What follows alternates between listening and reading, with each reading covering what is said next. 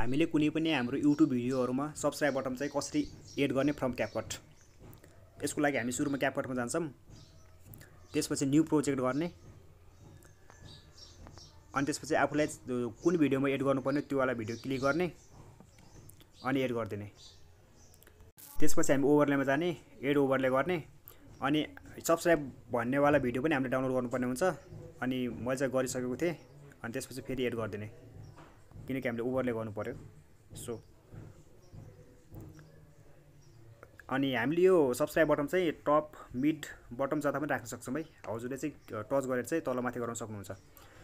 अब यो ग्रीन स्क्रिनलाई हटाउनको लागि हामी चाहिँ कटआउटमा जान्छौं अनि क्रोमा कीमा जाने अनि त्यसपछि चाहिँ अब ग्रीनमा स्क्रिनमा चाहिँ टच गर्ने। त्यसपछि इन्टेन्सिटी र स्याडोको अप्सन क्लिक अन हुन्छ अनि इन्टेन्सिटीलाई चाहिँ म्याक्सिमम गर्दिने है अनि क्लिक गर्दिने। अनि त्यसपछि हामीले ग्रीन स्क्रिन चाहिँ हटेको देख्न सक्छौं पछाडी।